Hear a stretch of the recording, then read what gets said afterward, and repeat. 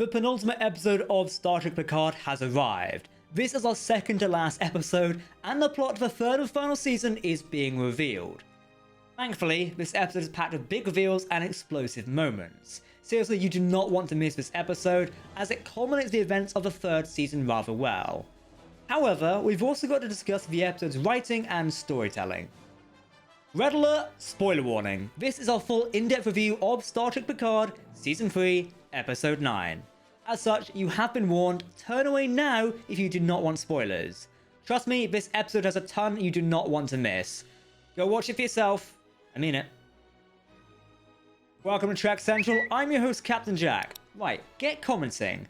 While you're watching this review, I want to know your best moment from the episode, or on the flip side, your worst moment. Go comment, go. As a quick heads up, we've recently been struck by Paramount's aggressive use of copyright ID protection. Our reviews fall under fair use, which is a big issue. As such, we sadly had to reduce the amount of video B-roll we show in this review. Sorry about everyone, until Paramount learns we're kind of stuck with this, and it doesn't look like it's going to change anytime soon. But we appreciate your support, so hit that subscribe button on your way to the comment section, and if you feel like it, that like button as well. Don't forget that this weekend, on Sunday at 9 PM BST, we'll be live on YouTube talking about Picard Season 3 with some special guests. Make sure to tune in. Okay? Engage. Last week we ended the episode on one of the biggest cliffhangers and the most annoying one. Jack and Deanna opening the red door. It turns out that behind the red door is the Borg. Surprise! A Borg cube in the nebula basically. Thankfully we finally got to that point where the mystery was revealed. Also, the vines symbolise connection, which does make sense with the Borg, but it connects to the location from Jack's past, this being Rytarian 4, a Delton planet seen in the second season of Star Trek Picard. We do learn a little bit more about why Picard's body was at Daystrom Station, and it was that soon, when transferring Picard's mind from his dead body into his new flesh and blood synthetic body, noticed the structural defect and wanted to investigate it more. One thing I will say is that Troy does not give the best counselor actions in the episode or previous episodes.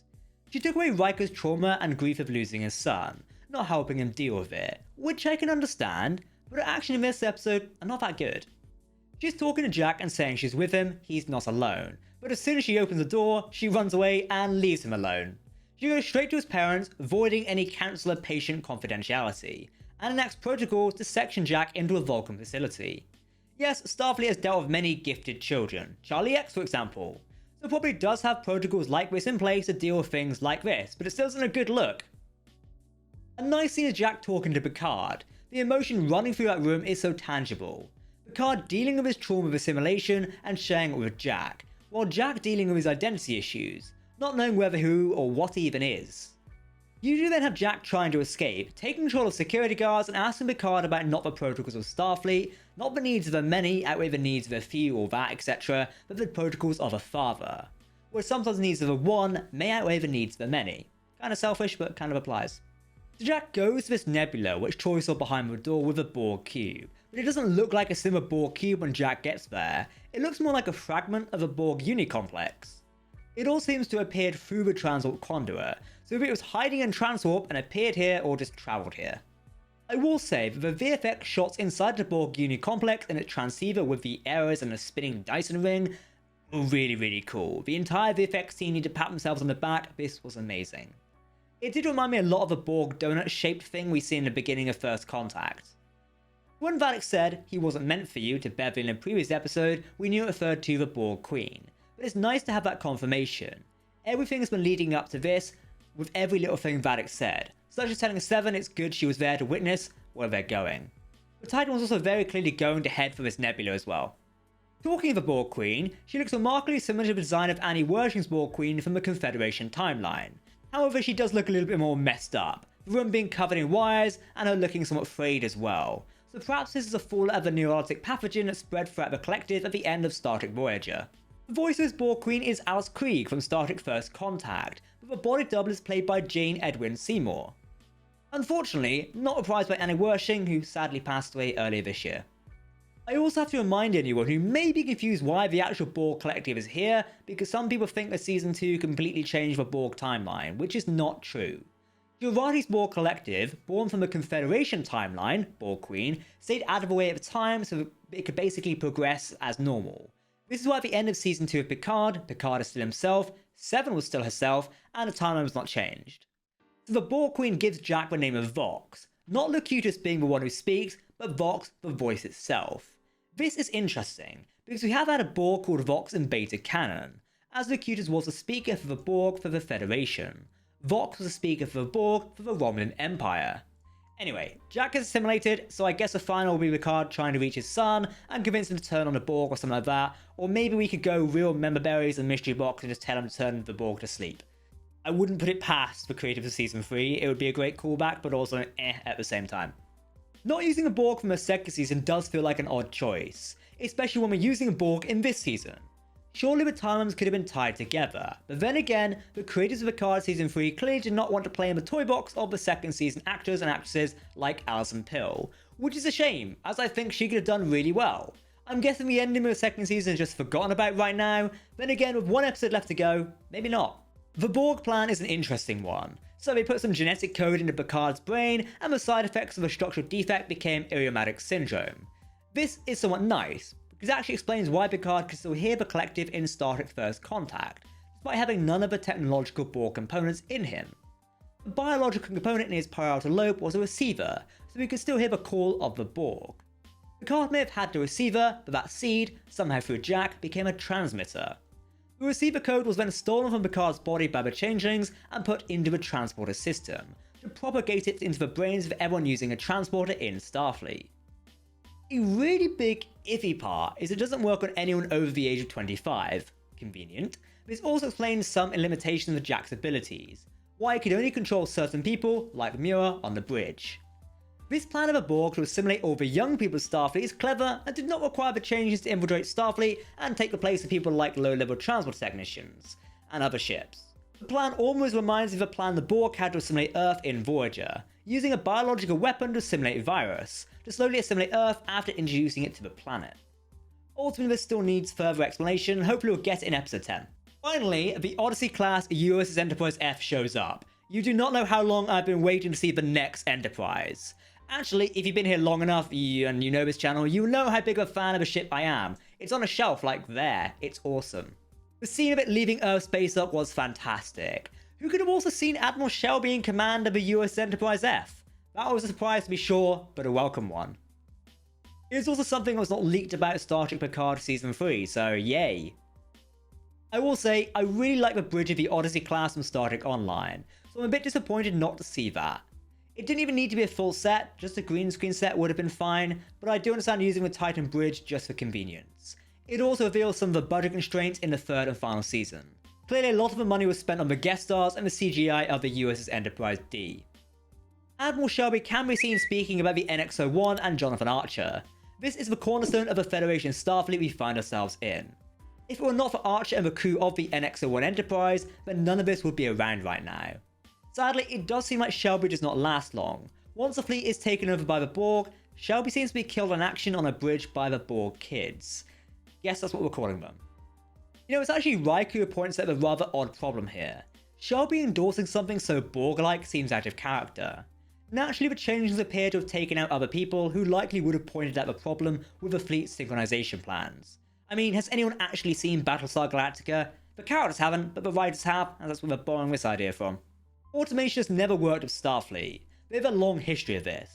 From the M5 computer in the original series trying to destroy other Starfleet ships for its own protection, Control amassing all the Section 31 ships and using them to wipe out life as its biggest threat to the Federation, and only 20 years prior to the Battle of Gamma Serpentis, an AI construct managed to take control of the entire Federation fleet and get them to destroy themselves. Who thinks this is a good idea? Seriously? Back on the Titan, things aren't going any better for them, as they did for Shelby, with Mira, Sydney and Esma all being assimilated and taking control of the ship, forcing the senior staff members to try and evacuate the ship.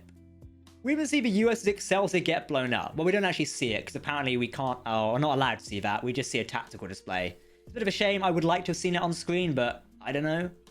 Suddenly, Raffi is nowhere to be seen this entire episode until the end where she appears with the rest of the group on the maintenance deck where they're going to evacuate.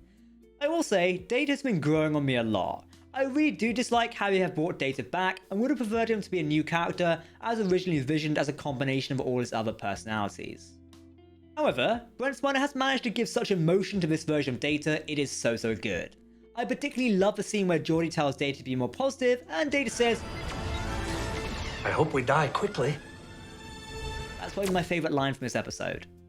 Anyway, Shaw, Raph and Seven stay on the Titan and make sure the old TNG crew manage to get off the ship. Shaw does get shot, and it's actually a really emotional moment which I didn't expect. Todd Satchel has really been one of the best from this series, and he finally gets his moment of redemption here. He gives the Titan to Seven and finally says her proper name. So for all of those people asking for a Shaw series, yes, that won't be happening anymore. Unless Seven does what she did to Neelix and assimilates him to bring him back to life. Hopefully they don't throw a curveball like that in, because it would take away the emotional damage of Shaw actually dying. Yeah.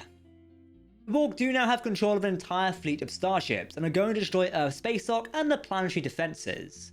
To this point, they should have shown Earth's space dock being destroyed as well as the Excelsior early in the episode. Seeing on an LCAR's display and alluding to the destruction of Earth's space dock doesn't really hammer home how big of a threat this is. So far we have seen a lot of people die and a light of screen flash out.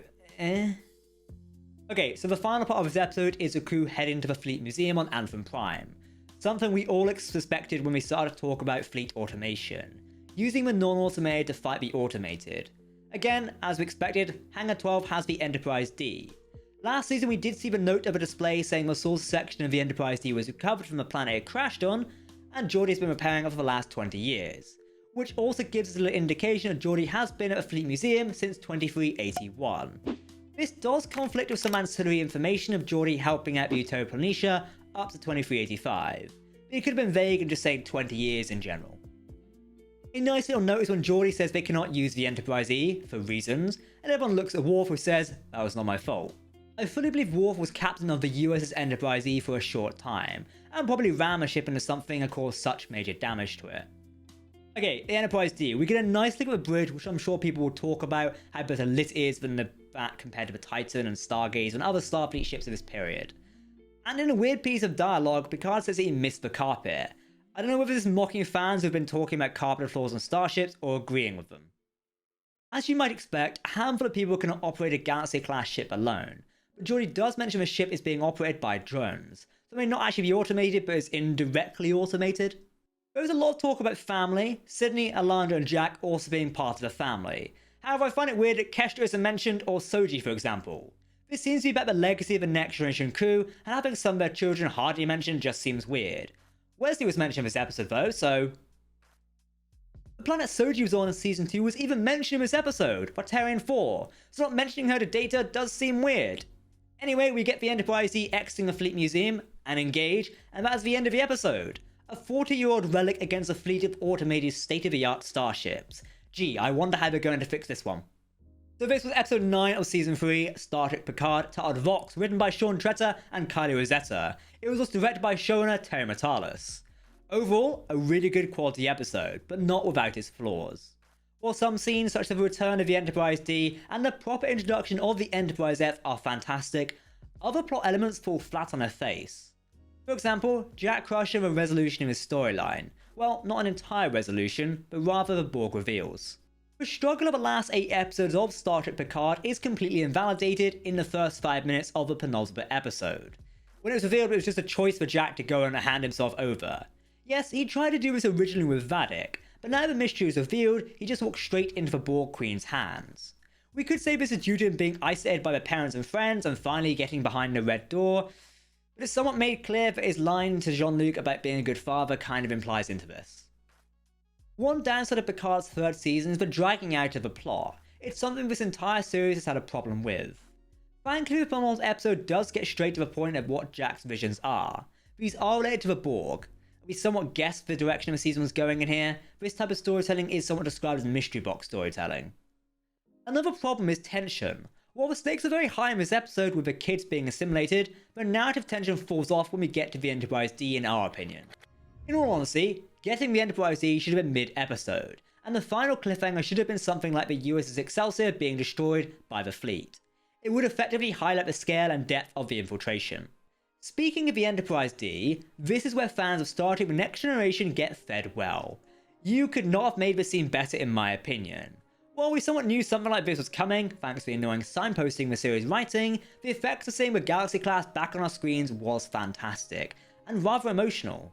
Seeing the crew walk around this bridge again really sold the reunion for me. While the cast may be the real stars, so are the ships in the Star Trek universe. Now we ask ourselves, how the hell are the Next Generation crew going to get themselves out of this mess? The Enterprise-D is like a 30-40-year-old starship at this point.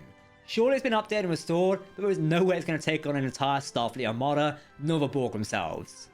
The final episode of the 3rd season and for the whole series of Picard is titled The Last Generation, and will air next week. With the USS Enterprise-D back and kicking, again, who saw that one coming, it's surely going to be an explosive ending, I hope. So what do you think of the latest Star Trek Picard episode? Let us know in the comment section below, and don't forget we'll be discussing this episode all week on our social channels. If you want to keep up to date on the latest Star Trek news, lore and more, make sure to hit that subscribe button to never miss a video from the team here at Trek Central. You can also follow us on social media or join our community Discord server. For now, I've been Captain Jack, thank you very much for watching and we'll see you very soon. Live long and prosper my Trekkies, goodbye.